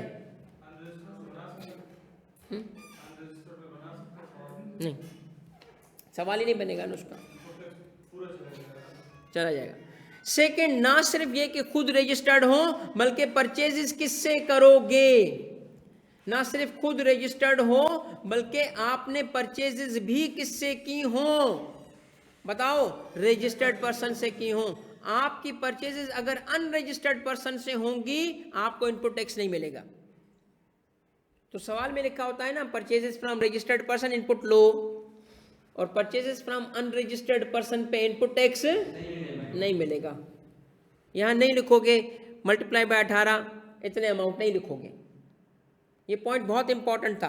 क्या लिखा है, लोकल परचेजेस किससे, अब अजम्पशन मैंने किए 100 रुपए, क्या इनपुट लूं, यस, कितना 18%, ये आ गया 18%। आगे मैंने क्या लिखा है, टू क्लेम इनपुट टैक्स खुद को भी रजिस्टर होना चाहिए। इसका मतलब बायर खुद भी रजिस्टर्ड हो और परचेजेस भी रजिस्टर्ड पर्सन से करे। क्या ये पॉइंट पे क्लियर है? अब पॉइंट बाय पॉइंट जाओ, छोड़ो सारी बातें। क्या पॉइंट क्लियर है, ऑनलाइन क्लियर? सेकंड पॉइंट पे आओ बच्चों। सेकंड पॉइंट क्या है, इंपोर्ट्स हो तो क्या करेंगे, ये भी परचेजेस है, ये भी परचेजेस है। हम जब इंपोर्ट करेंगे तो उस पे 18% इनपुट टैक्स लेंगे। अब इंपोर्ट दो किस्म की होगी, मैन्युफैक्चरिंग के लिए इंपोर्ट्स कर रहे हो या बेचने के लिए कर रहे हो। सेम कंडीशन में बेचोगे तो कमर्शियल इंपोर्टर कहलाओगे, मैन्युफैक्चरिंग करके बेचोगे तो मैन्युफैक्चरर कहलाओगे। सुनो, अगर आप मैन्युफैक्चरर हो तो सिर्फ 18% टैक्स आएगा, इनपुट टैक्स 18 होगा क्योंकि वो परचेजेस हैं। मगर अगर आप क्या हैं, कमर्शियल इंपोर्टर हैं, तो आपके पास दो लाइनें आएंगी, पहले 18% फिर 3%। आप एक और लाइन लिखोगे, फिर क्या लिखोगे, पहले लिखोगे इंपोर्ट्स 100 इंटू 18%, फिर लिखोगे इंपोर्ट्स वैल्यू एडिशन टैक्स, इसका नाम है वैल्यू एडेड नहीं, वैल्यू एडिशन टैक्स 100 इंटू 3%, और दोनों इनपुट बन जाएंगे आपके। मैंने अभी आपको क्या बताया, वो आपका सवाल कमर्शियल इंपोर्ट्स वाला आ गया, यहीं पे होगा। आपको अगर इंपोर्ट्स के वक्त ये कहा जाए कि इंपोर्ट्स इसने की हैं, सेम कंडीशन में बेचेगा, तो 18% के बाद एक लाइन और लिखो इंपोर्ट्स वैल्यू एडिशन टैक्स 3% उसी वैल्यू पे, और वो भी इनपुट बना दो।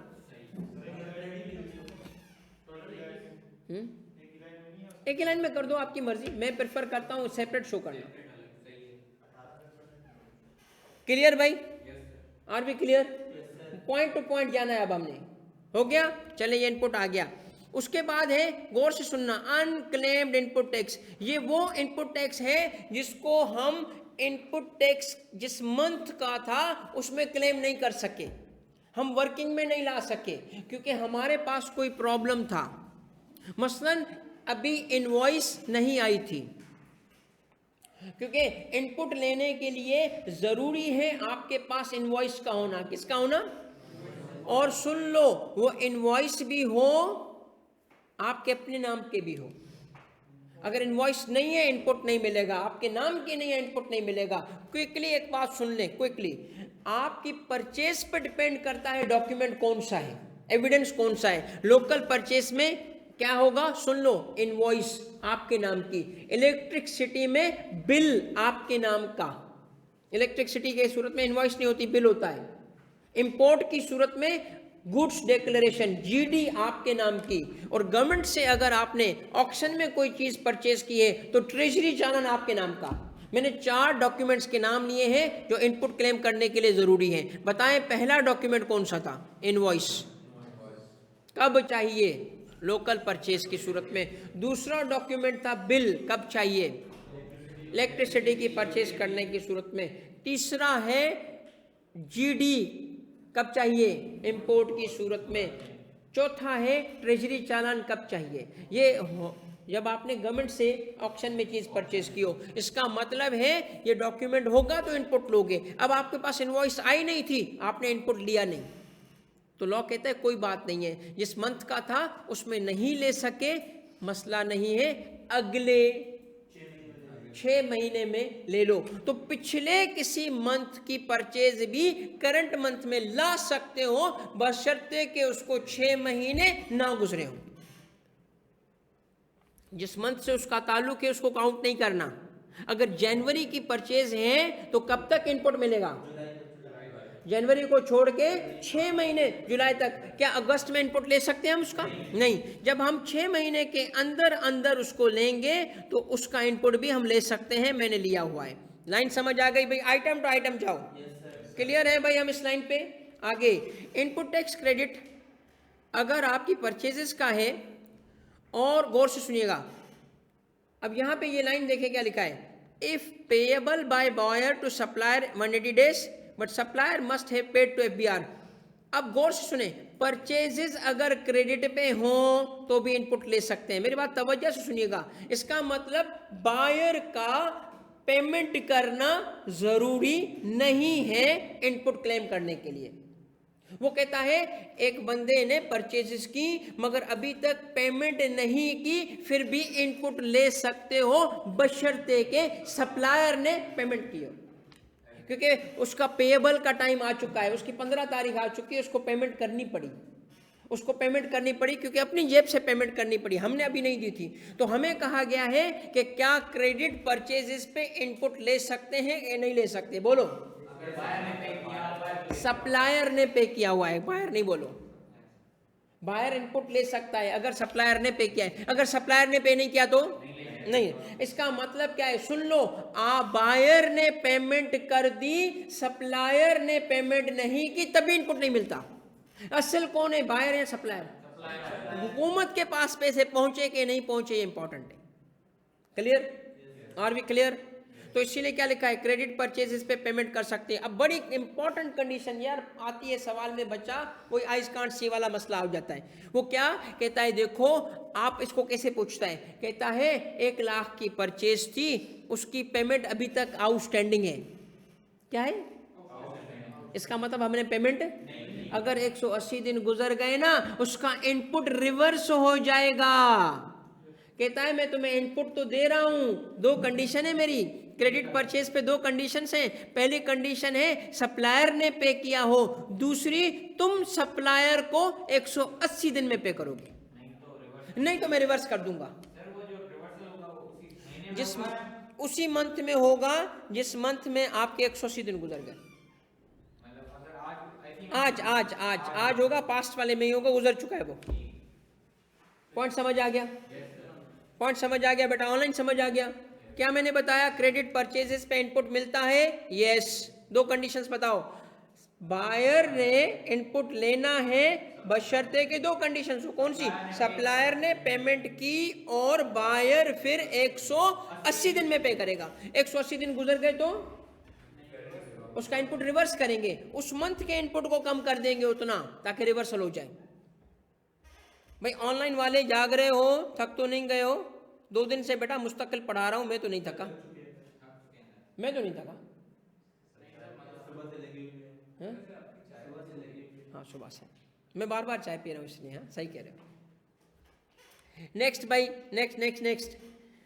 अब मुझे एक बात बताएं, सेल्स टैक्स ऑन सर्विसेज भी होता है। इसके लिए तवज्जो से सुनना। इसके लिए बात यह है कि हमें रेट नहीं पता होगा, वो खुद बताएगा, क्योंकि सूबों का अलग अलग रेट है। मगर रेट याद ना हो तो 16 या 15% में से कोई यूज कर लो। 16% पंजाब का और बाकी सूबों का 15% है। ये मैंने ऐसे ही रेट रैंडम लिखे हैं, कोई भी रेट हो सकते हैं ना, हमें नहीं पता, क्योंकि हमारा कोर्स थोड़ी है।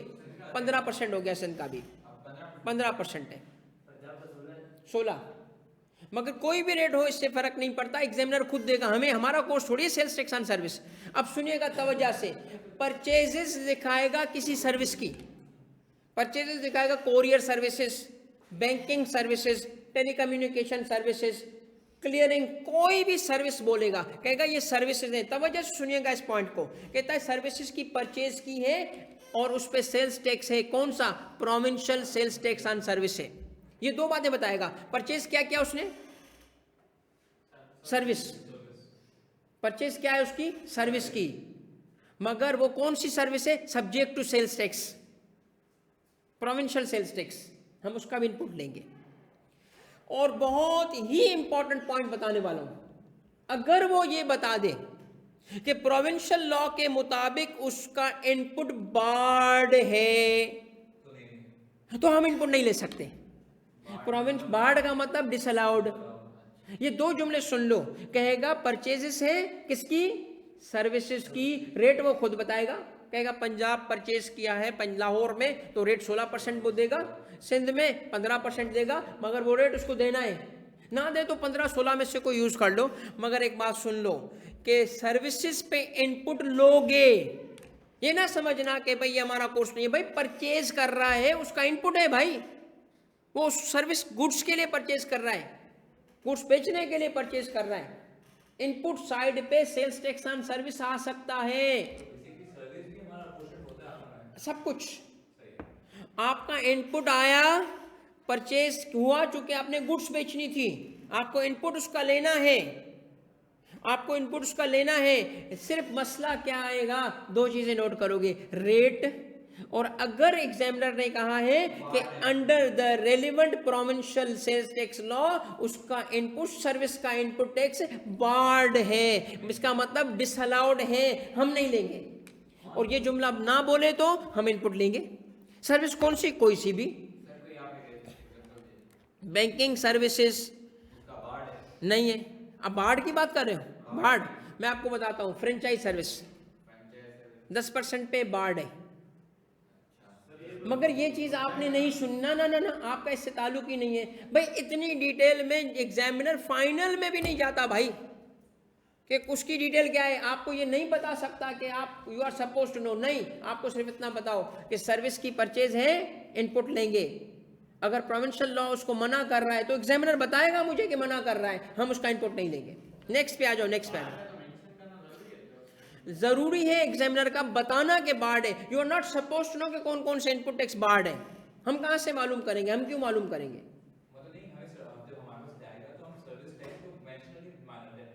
आप उसको सेल्स टैक्स को मेंशन क्या सवाल में ही ला लाओ, आपकी मर्जी है। मेंशन करके जीरो कर दो, जीरो नहीं डैश लगा दो, आपकी मर्जी। जीरो नहीं करो, 0% हो जाएगा, वरना जीरो रेटेड हो जाएगा। फिर बेटा एक वर्स्ट सिचुएशन के लिए बता रहा हूं कि इवन वो क्या बोलता है, कहता है किसी प्रोडक्ट को परचेज किया मगर टैक्स का नाम है एफईडी, ये भी सुन लो, फेडरल एक्साइज ड्यूटी। मगर कहता है वो फेडरल एक्साइज ड्यूटी कौन से टाइप की है, उसका भी इनपुट ले लो, उसका भी इनपुट ले लो भाई, ये भी इनपुट आता है। ये अभी तक पूछा नहीं है आज तक उसने, मगर कभी पूछा तो फिर मार देगा, क्योंकि बच्चा कहेगा यार तो पता नहीं कौन सा टैक्स है, ये तो नहीं भी, वो भी इनपुट टैक्स है। मगर उसके लिए जरूरी है उसका क्या बोलना, कौन सा एफईडी, सेल्स टैक्स मोड बोलेगा तो इनपुट लेंगे, वरना नहीं लेंगे। अगर नहीं लिखा ना सेल्स टैक्स मोड तो साइड पे कर दो, उसका हम नहीं लेंगे इनपुट टैक्स। एफईडी है हमारा, उससे ताल्लुक नहीं है। तो एफईडी दो किस्म का है, एक सेल्स टैक्स मोड वाला, एक प्योर एफईडी। किसका इनपुट मिलता है वो हमें अभी फर्क क्यों बताऊंगा यार, उसका तो अलग ही चीज है। रुक जाओ, मुझे एक बात बताएं, मैं बेचता हूं एक प्रोडक्ट गुड्स की, तो गुड्स बनाने के लिए मैं बैंक अकाउंट खोले बगैर बेच सकता हूं? तो सर्विसेज बैंक की मैंने किस लिए ली? सिक्योरिटी गार्ड बाहर खड़ा करता हूं, तो सिक्योरिटी की सर्विस मैंने किसके लिए? इंपोर्ट करते वक्त मैं शिपिंग की सर्विस लेता हूं, किसके लिए ली? ओ भाई ये टैक्सेबल सप्लाई में और इन्हें यूज, मैं कोरियर की सर्विस लेता हूं टैक्सेबल सप्लाई में।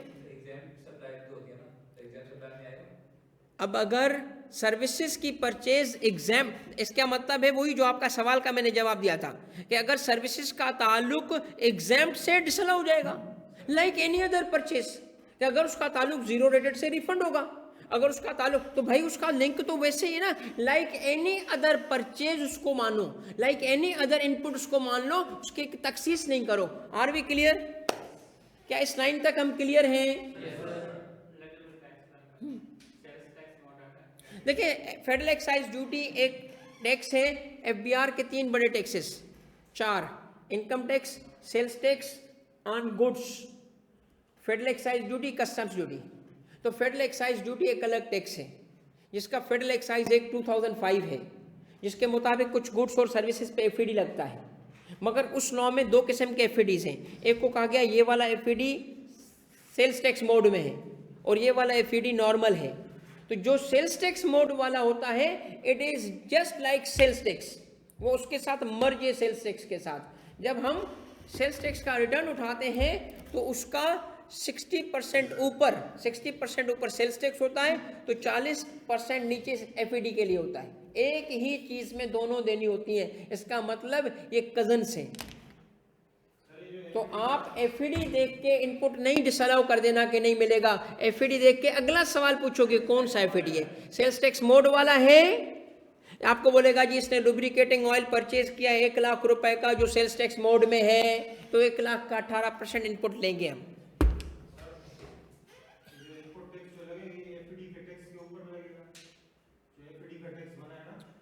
एफईडी और सेल्स टैक्स एक ही तरीके से कैलकुलेट होगा, वो बताएगा ना कितना टैक्स था।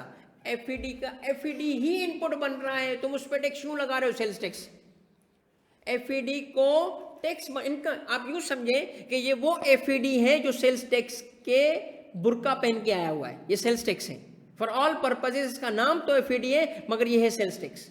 आप उस पर टैक्स क्यों लगाओगे? मैंने परचेज की थी 1 लाख की, 18% एफईडी था, 18,000 रुपए हो गया, अब इस पे सेल्स टैक्स लगाओगे? नहीं, वो 18 बजाते खुद एफईडी सेल्स टैक्स बन चुका है। ठीक है, आगे इतना बता दूं, ये कभी चेक एग्जामिन नहीं हुआ, आज तक एग्जामिन नहीं हुआ, मगर आपके इनपुट की डेफिनेशन में मौजूद है इसलिए मैंने इसको शामिल किया है। इनपुट की डेफिनेशन में एक ये चीज़ है, एहतियातन मैंने डाली है इसके सवाल के अंदर, मगर आज तक नहीं पूछी गई। नेक्स्ट, अब यार देखो, sales tax paid to supplier, अगर आज़ाद कश्मीर में जो कि पाकिस्तान की टेरिटरी है, पाकिस्तान है मगर कॉन्स्टिट्यूशनली वो पाकिस्तान नहीं है, बनेगा पाकिस्तान, है पाकिस्तान, तो अगर आज़ाद कश्मीर से किसी से परचेजेस किए हैं तुमने, तो उसकी पेमेंट आज़ाद कश्मीर की हुकूमत को होती है, एफबीआर को नहीं होती। लॉ कहता है इसका भी इनपुट ले लो। ये कह सकता है एग्जामिनर कि उसने जी आपका आज़ाद कश्मीर के सप्लायर से उसने पेमेंट ली, एफबीआर को उसकी पेमेंट नहीं आई, मगर हम फिर भी इनपुट लेंगे,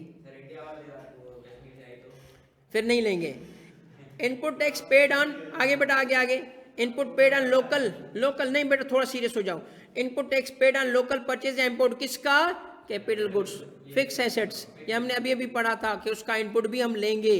अब गौर से करना, नॉट एडमिसिबल, थोड़ी तवज्जो चाहिए बेटा। अगर आपकी परचेजेस किससे हैं तो इनपुट टैक्स नहीं होगा।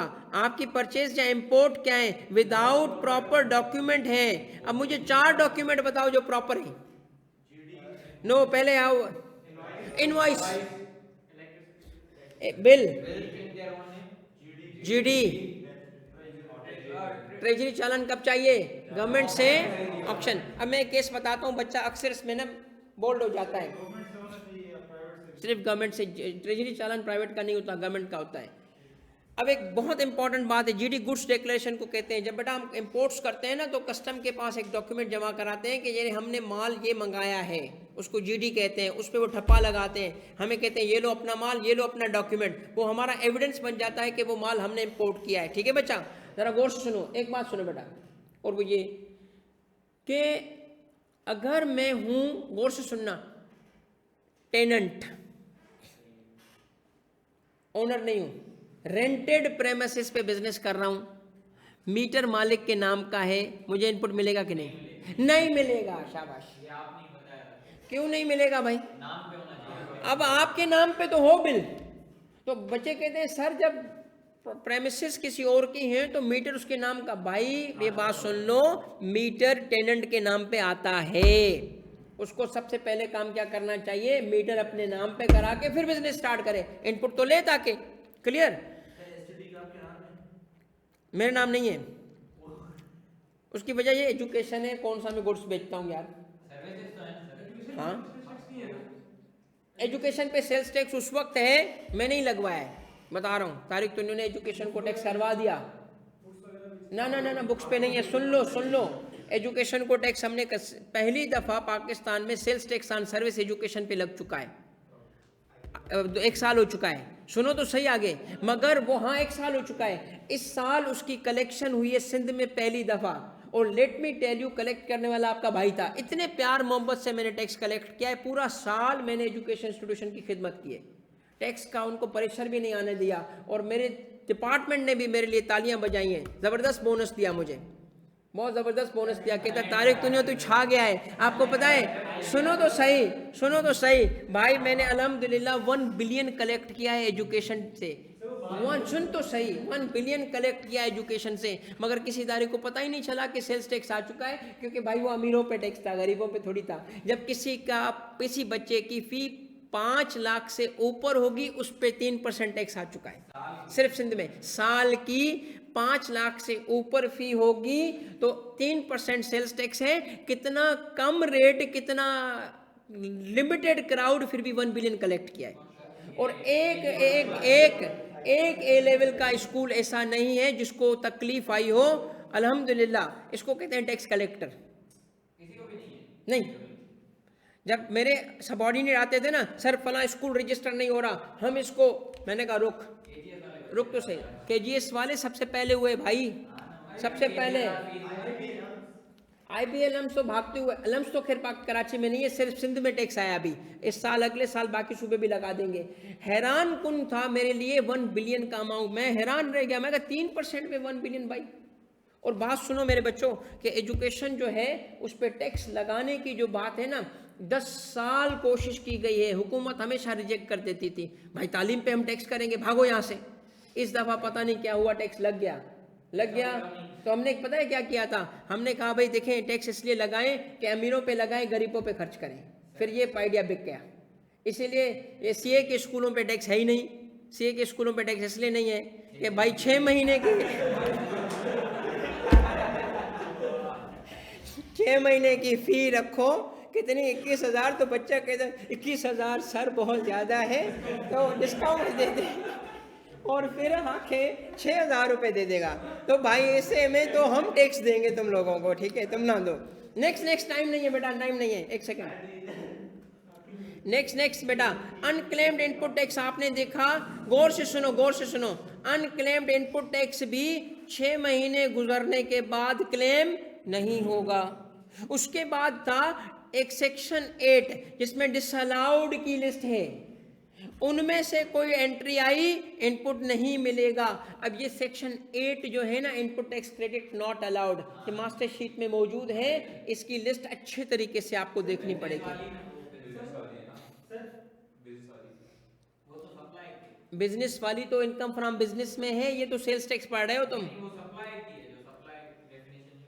नहीं बेटा, input tax credit not allowed. यार किधर चले गए हो तुम लोग?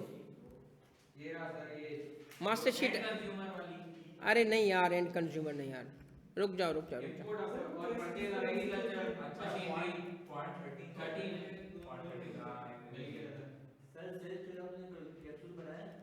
बना दे। ये क्या पढ़ रहे हो तुम? ये कैप्सूल नहीं है, इसके अलावा कुछ और चाहिए तो वो दे दूंगा बेटा, मुझे आइडिया दो।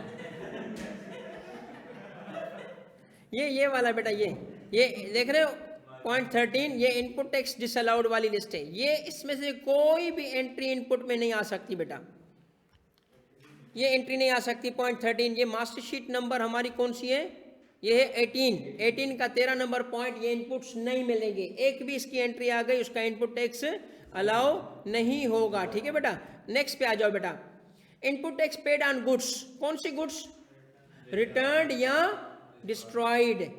अब मुझे एक बात बताएं, ये क्या है? इनपुट टैक्स इसका नहीं मिलता तो क्या करते हैं हम? Debit credit notes, debit credit notes जो उसके थ्रू रिवर्सल करते हैं, उसका इनपुट नहीं मिलेगा, और अगर पहले हम टैक्स दे चुके हैं तो उसको रिवर्स करेंगे। थोड़ा सा आगे बढ़े। परचेजेस अगर 50,000 से एक्सीडिंग अमाउंट की है तो लाजिम था पेमेंट कैसे करना? बैंकिंग चैनल से, सिवाय उस वक्त जब यूटिलिटीज हो, और अगर 50,000 से ऊपर की पेमेंट है, यूटिलिटी नहीं है, क्या यूटिलिटी नहीं है, और 50,000 से ऊपर की पेमेंट है और कैश में पे कर दिया है तो इनपुट नहीं मिलेगा। इसका मतलब 50 का मिलेगा, क्योंकि एक्सीडिंग 50 पे होता है, 50 तक मिल जाएगा। फिर input tax claimed on credit purchases, credit purchases का इनपुट टैक्स जब मिलता है तो 180 दिन गुजरने के बाद क्या हो जाता है?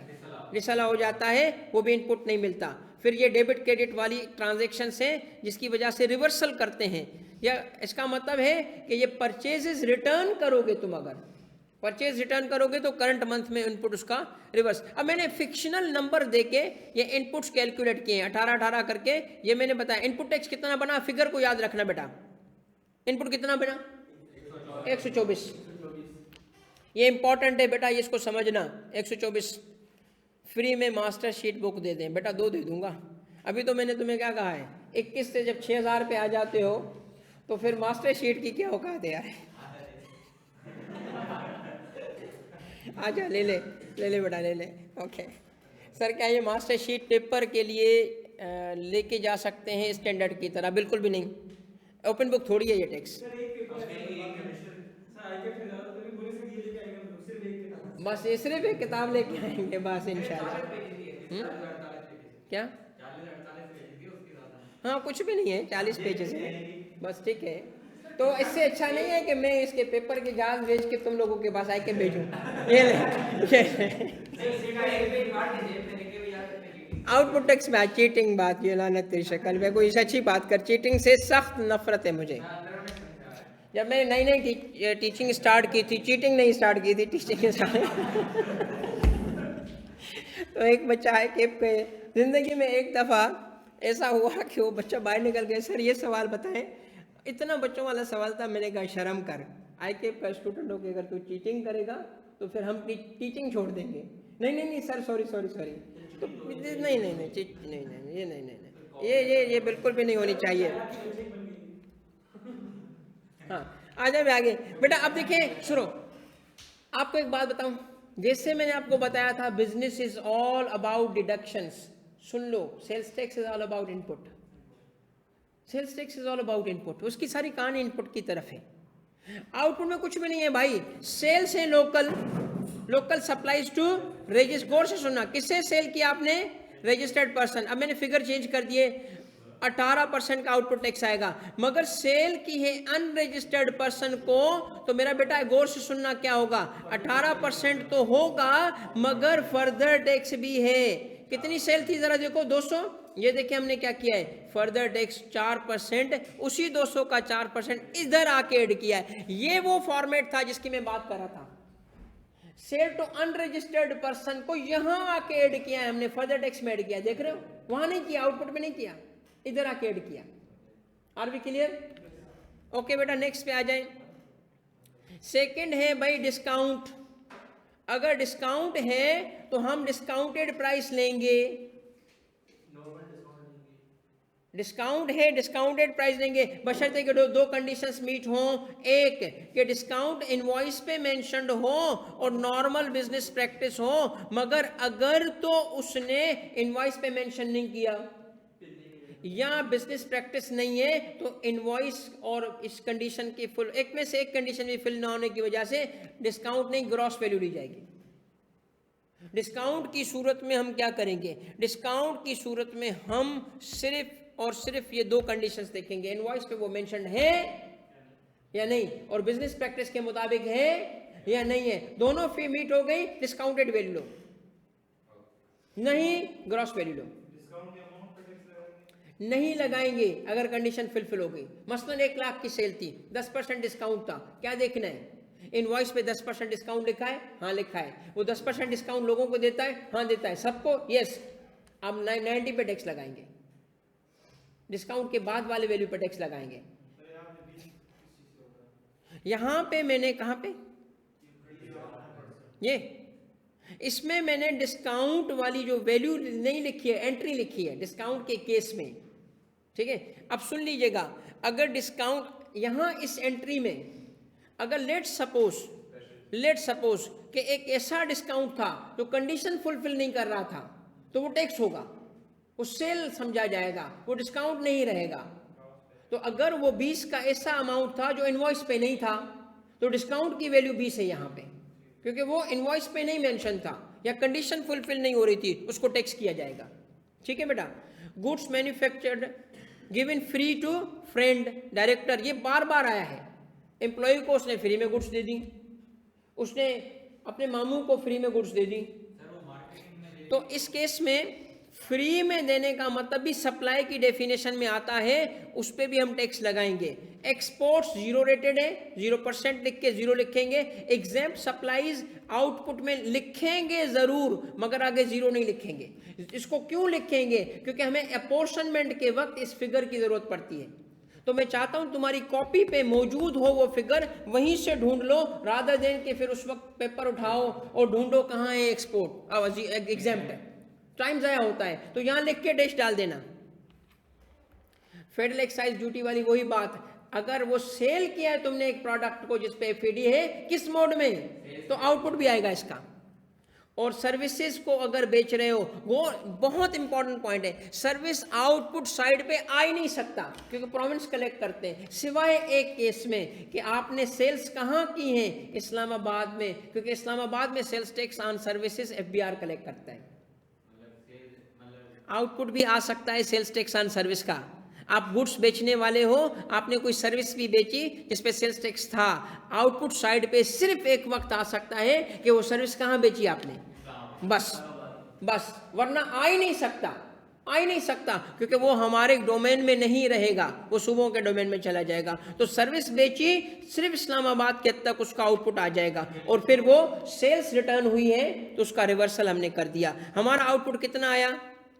अब प्लीज फिगर्स याद कर लो, क्योंकि ये काम की चीजें। यहां से अब मैं आपको वही चीज रिपीट करवाऊंगा बेटा जो मैंने पहले काम किया था। एंडिंग की तरफ जा रहा हूं। इनपुट कितना, आउटपुट कितना।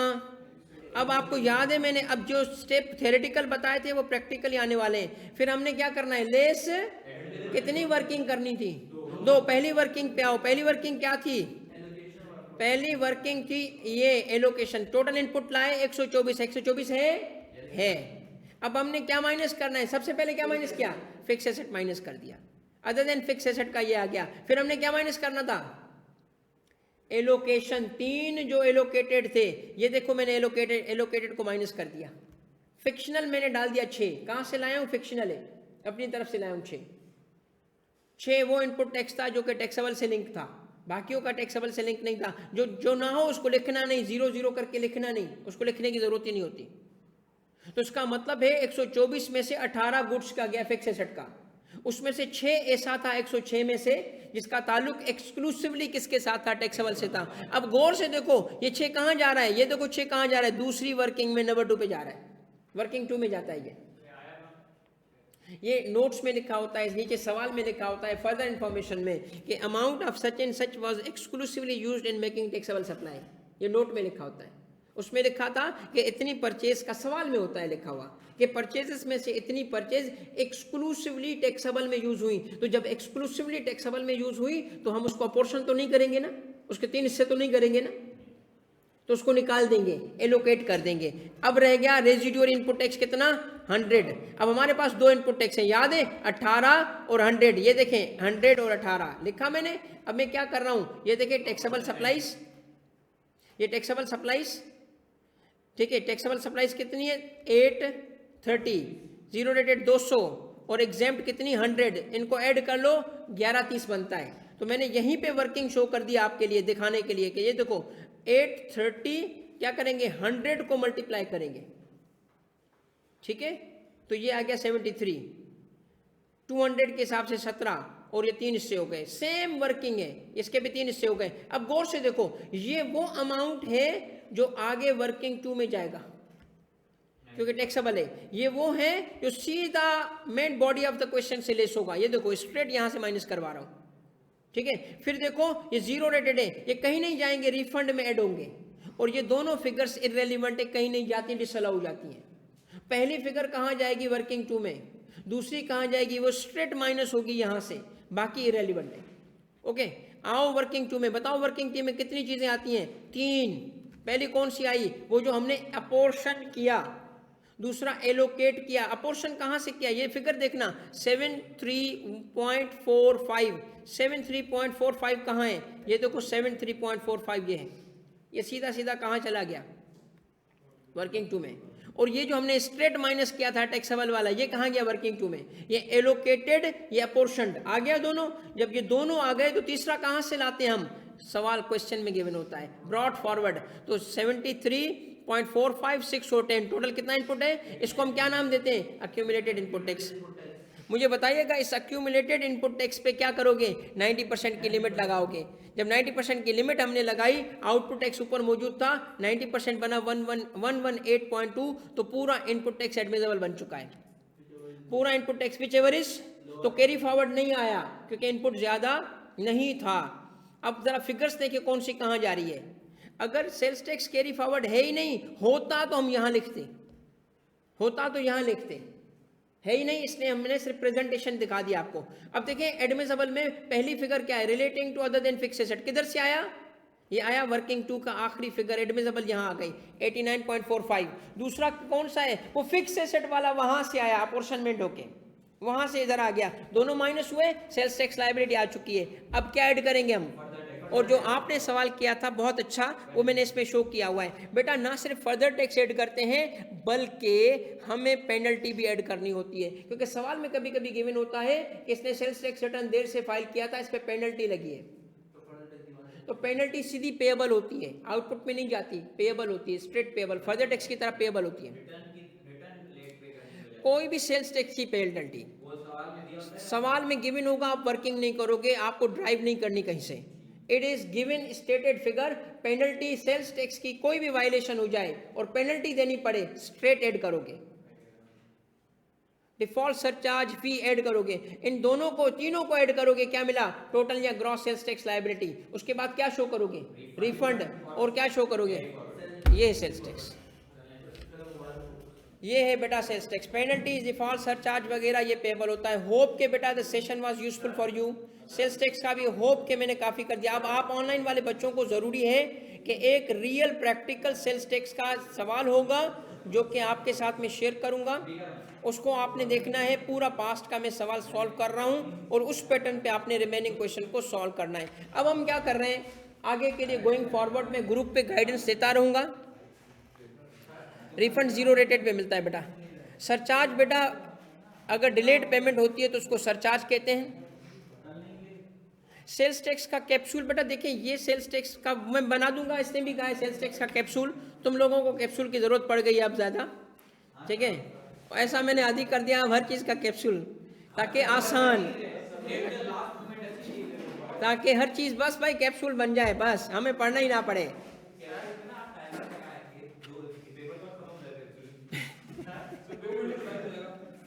तो बेटा मैं इंशाल्लाह दे दूंगा, बना दूंगा बेटा, बना दूंगा। जो आज जो नोटिंग वगैरह की है बेटा शेयर कर दें, बिल्कुल करते हैं बेटा। अल्लाह आपको खुश रखे। थैंक यू बेटा, जज़ाकल्लाह यार, जज़ाकल्लाह, थैंक यू वेरी मच यार अहमद, बहुत शुक्रिया बेटा। अहमद, मोहम्मद अहमद बेटा, थैंक यू बेटा, जज़ाकल्लाह। व्हाट्सएप चेक कर रहा हूँ, बिल्कुल कर रहा हूँ जी बेटा। बेटा सबसे पहले मुझे दो, देखो जो मैंने अभी पढ़ाया है ना, आप आज के बाद जाओ स्ट्रेट इसको पक्का अच्छी तरीके से कर लो, ठीक है। इस न्यूमेरिकल